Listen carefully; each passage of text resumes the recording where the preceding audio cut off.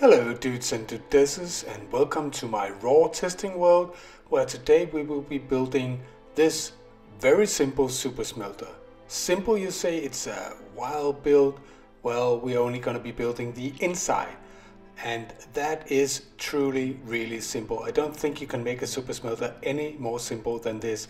It only actually uses two pieces of redstone and two levers, and you can see it's only two wide.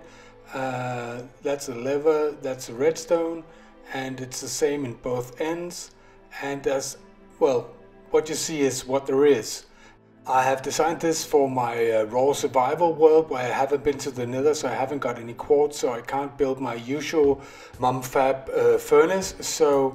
But let's just talk about what constitutes a super smelter. Well, instead of just piling up furnaces, it has to be automatic, it has to have even fuel distribution and even item distribution, and it has to be fast. So this is the output, and this is the input, and this is the fuel input. Let's just try it out. Now, the fuel input, the first time you use it, because of the way it is, it has a hopper underneath. You have to wait for the fuel to go down the first time you use it. Otherwise, you risk it not going to all the furnaces. But as soon as you're done waiting for that, you can put in the items you want to smelt, and it's gone. And you turn it on with this lever, and you can see all the furnaces light up, and all the items are evenly distributed to all the furnaces. So it will be, in this case, 10 times faster than using just one furnace. And you can see these go in pairs and synchron. This just goes randomly and collects and put it in the output chest. Alright, you start off by making a hole in the ground and putting in a double chest.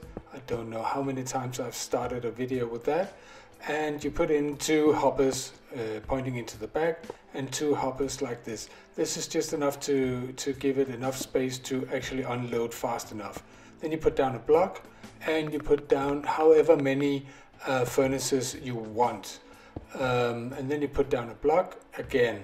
Then you put a block right there on top of the powered rail, and then you put in your furnaces like this.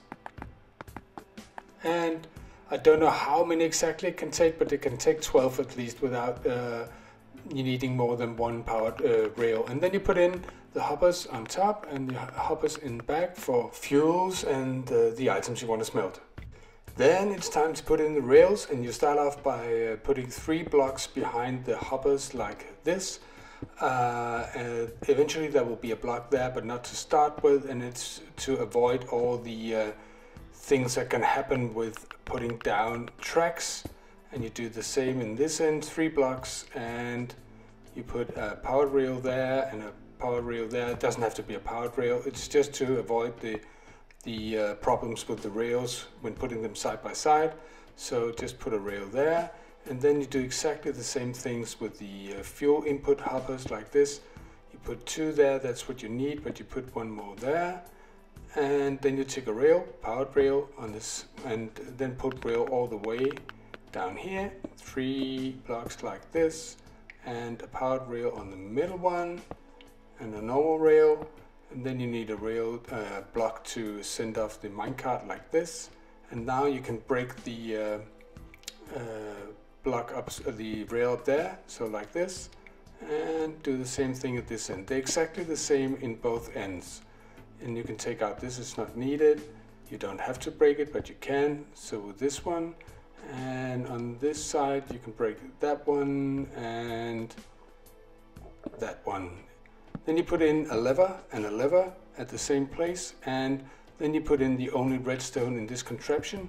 1 dot right there, turn it on to see that it powers all 3 rails, all 3 lines like this. And you do exactly the same at this end, and just test it, so you should powers all 3 rails like this.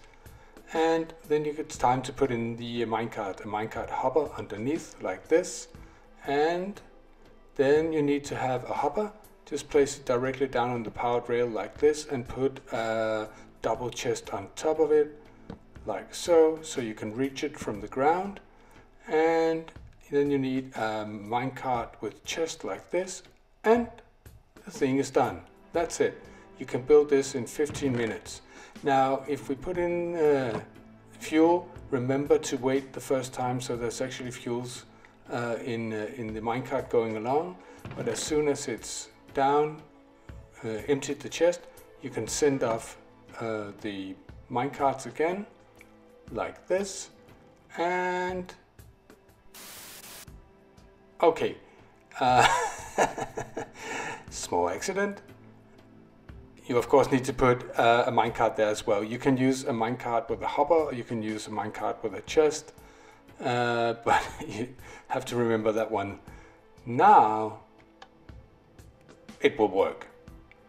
Okay, thank you for watching this very simple super smelter tutorial. If you like it, leave it a like, and if you're not subscribed, subscribe. Bye.